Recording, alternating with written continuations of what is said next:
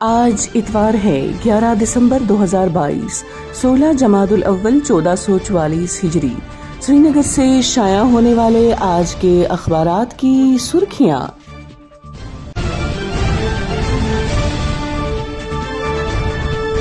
آج شروعات کرتے ہیں روزنامہ کشمیر عظمی سے۔ عظمی کی شہ سرخی ہے: سری نگر لیہ شاہراہ، مغل روڈ، گریز روڈ اور سنتھن روڈ بند۔ کشمیر میں ہلکی برف بارش، 11 سے 20 دسمبر تک بنیادی طور پر خشک موسم کی پیشگوئی۔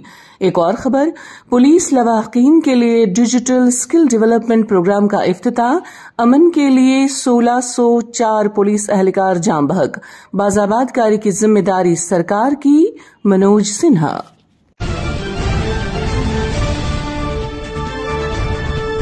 آج کے روزنامہ سری نگر ٹائمز کی سرخی: سوپور ریلوے اسٹیشن پر پولیس نے AMU کے لاپتہ طالب علم کا سراغ لگایا، اہل خانہ کو مطلع کر دیا گیا، البتہ پوچھ تاچھ کا سلسلہ جاری۔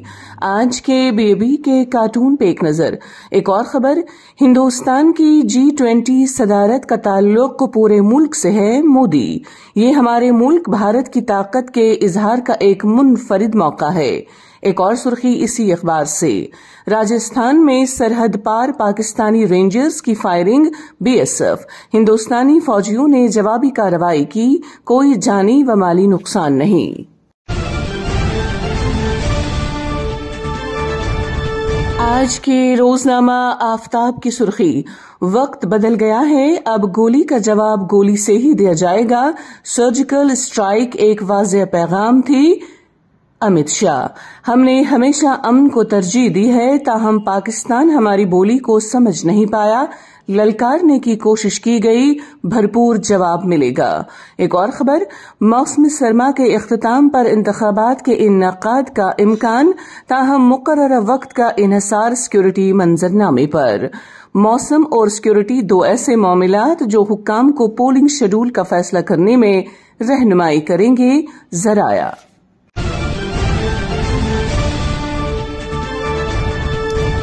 آج کے روزنامہ تامل ارشاد سے سرخی لکھتے ہیں: کشمیری سیب کی قیمتوں میں گراوٹ بھاری فصل پیداوار کا نتیجہ، کاشتکاروں کے لیے market intervention scheme Jammu Kashmir حکومت کے زیر غور نہیں، مرکز۔ ایک اور خبر: 2020 میں دنیا بھر میں اینٹی بایوٹک کا زیادہ یا غلط استعمال، انفیکشن مزید طاقتور ہو گئے، بیماریاں شدید ہو گئیں، بیکٹیریاز کی جانب سے اینٹی بایوٹک کے خلاف مزاحمت 50% تک بڑھ گئی۔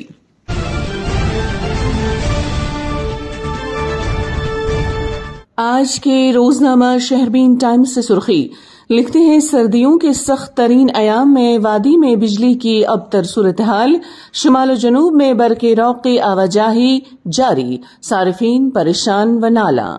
ایک اور سرخی لیتے ہیں اسی اخبار سے: مشرقی لداخ اور پینگونگ جھیل کے نزدیک ہماری فوج نے ہماری مضبوطی دکھائی، ملک کی دفاعی صلاحیت کو بڑھانا ہمارا حق ہے، بھارت دفاعی ساز و سامان بنانے والا تیسرا بڑا ملک بن رہا ہے، راج ناتھ سنگھ۔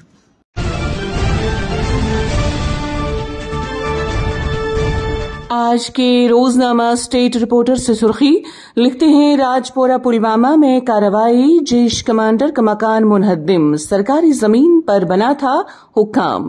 ایک اور خبر: کئی علاقوں میں 2 مقامی اور 2 غیر مقامی ملیٹنٹوں کے پوسٹرز چسپاں، 4 مطلوب ملیٹنٹوں کی بڑی پیمانے پر تلاش، NIA کا معلومات فراہم کرنے پر 10 لاکھ روپے دینے کا اعلان۔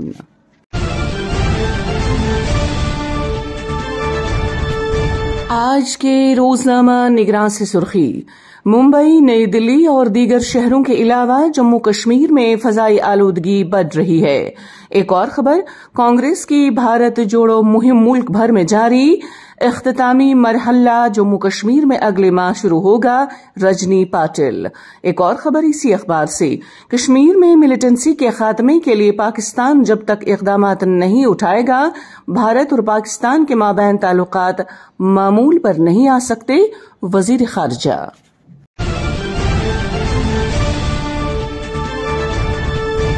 آج کے روزنامہ بلند کشمیر سے سرخی: منشیات ملیٹنسی کے بعد بڑا چیلنج، پولیس سربراہ۔ ایک اور خبر، گورنروں، وزرائے اعلیٰ، لیفٹیننٹ گورنروں کی ورچوئل میٹنگ، وزیر اعظم نے G20 پروگراموں میں تعاون طلب کیا۔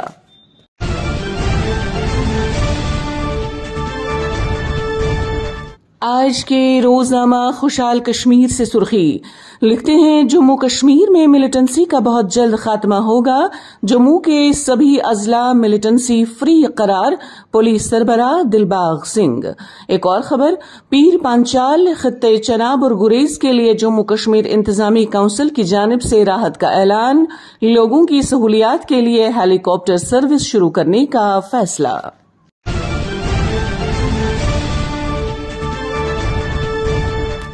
آج کے روزنامہ مارننگ کشمیر سے سرخی، کورونا کی یومیہ معاملات میں معمولی اضافہ، 5 نئے معاملات درج، 51 تصدیق شدہ معاملات۔ ایک اور خبر اسی اخبار سے، شانت منو نے FCS&CA ڈپارٹمنٹ کے کام کاج کا جائزہ لیا، بہتر اور پیشہ ورانہ انداز میں صارفین کی خدمت کریں۔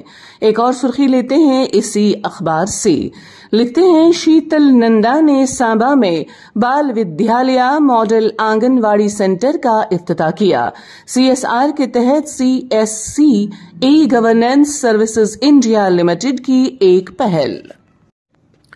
تو یہ تھیں آج کی سرخیاں، اللہ نگہبان۔